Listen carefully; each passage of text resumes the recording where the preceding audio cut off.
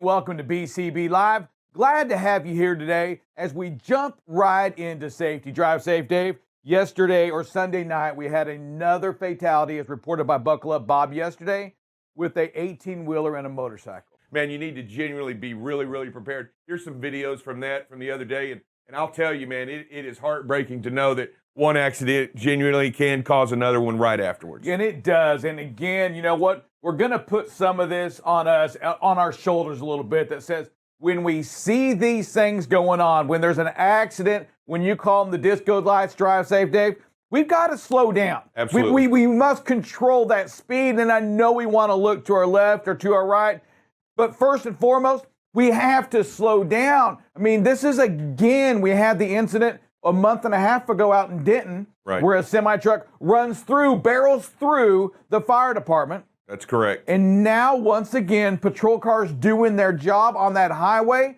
and we heard it from them, and maybe we need to hear it again.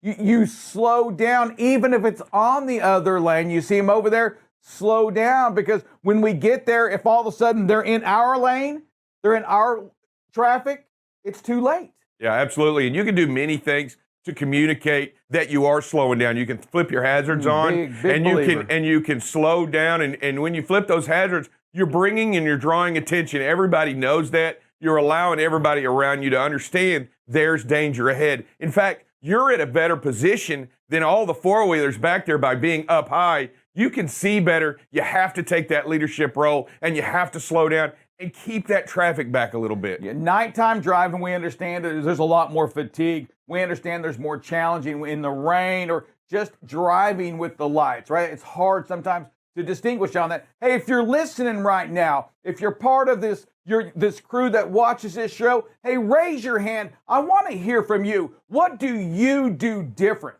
Hey, good morning. You said at night driving, correct? Yes, ma'am. Whenever I slow down because my eyesight's not the best, at night. And so when all those lights are going on, I'm not sure if it's on the right, if it's on the left, So I slow down immensely. I put my four ways on, I'm looking, make sure that there's nobody coming up on me, that's that's going way too fast. So I can protect myself as well, because the traffic that's coming up on me, they're not sure, but I want to use my four ways. I want to slow down. I want to tap my brakes, get the people's attention behind me. And, I'm going to try to control the best I can what's coming up behind me, and to let the traffic know what's going on, whatever's going on. I just slow down. I mean, because those lights, they are very bright, and they will mess with your vision and everything. But I want to make sure that, whatever side it's on, slow down, put your four ways on, tap your brakes a few times to get the people's attention behind you. And usually everybody else will start slowing down as well. If it's a four lane, get in the right-hand lane. Stay in that right-hand lane. Whenever you get up on it closer and decide, see which side it's on. If it's in the middle, median or whatever, I move over, I cross, kind of not on completely on the shoulder, but I'll move over just to make sure that they have, it just depends on the situation. Yes, ma'am. You just got to do it. No ifs, ands, or buts. Thank you, Y'all Miss have Donna. a good day.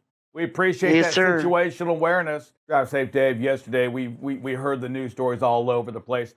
COVID has now taken over the deadliest disease in America. Yeah, it passed the flu epidemic of 1918 with 675,000 deaths due to a disease, and we just surpassed it yesterday. And I was listening to the news, and it was still the number of deaths every single day that still occurred due to COVID-19. It's very real. It's still ongoing. It's not done.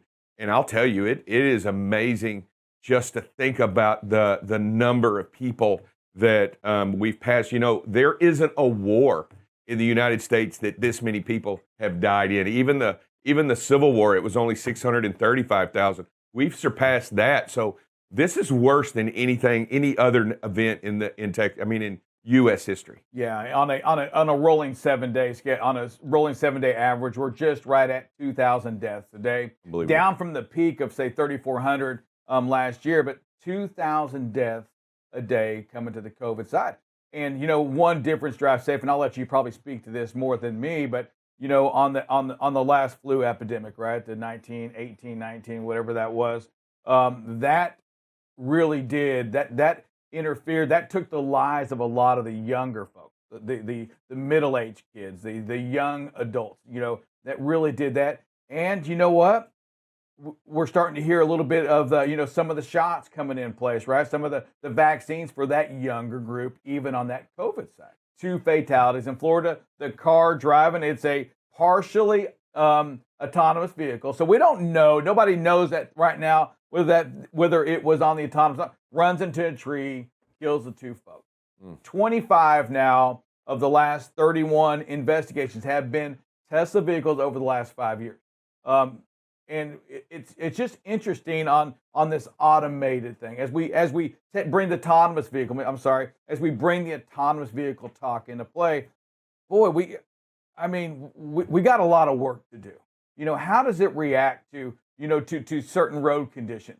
How does it trees? Yeah, to trees. Yeah. How does it do all of this? How does it really to construction zones? We talked about it to the police officer says stop. What we want to do is get the culture of the industry and everybody out there to focus on preventing accidents and not who's at fault. Because, man, as we've seen in some of these jury trials, it doesn't matter who's at fault. The lawyers are able to paint this gruesome picture, this dangerous picture, and it really scares people into awarding the plaintiffs their money, whether that was at fault or not. Later in this week, we will talk about some bill that was passed this year in Texas and Iowa that's going to help level out the playing field, if you will, make it a little fairer. But, gave a chart today and why this is so important and why we have to keep focus on preventing the accidents. One is we've said for years that, hey, if there's no accident, there's no loss of life, right? And so that's the most important thing. And the secondary thing now that's increasing is just from 2010 to 2018, there's been a 967% increase in verdicts greater than $1 million. The average has gone up from that $1 million to over $22 million of verdicts. And so it's just crazy in an 8-year period what's doing it. So you've got to prevent accidents, you prevent loss of life. Prevent accidents, you protect the company and prevent companies from going out of business. You keep the costs down. It's just staggering that a 967% increase has happened in the last 8 years from 10 to 18. And again, those numbers haven't slowed down in the last 2 or 3 either. Yeah, this first one, wow. Again, we're cut off. OV cuts off this driver, and the driver immediately gives the space. Just a tremendous job. That situational awareness. Hey, the idiots are out there, folks. We see them all the time. But again, you don't know what they're thinking. But this driver did a great job immediately backing off. Look, he was catching that vehicle in the right lane pretty quick. But now, that stays in the picture and even starts to go back. So great job by this driver. That's what you have to do. React soon, right away, in case something goes wrong here. Good job. Here again, another great lane change, right? What I like about this is watch the vehicle in the left lane there. It's gaining space before this driver makes the nice gradual lane change. Terrific job there. Taking the whole situation, not just what's in their lane. Right here, it's probably safe to do so now, but this driver is even going further and letting that car in the left lane get further ahead before they make the lane change. I just thought it was another great safe lane change by this driver.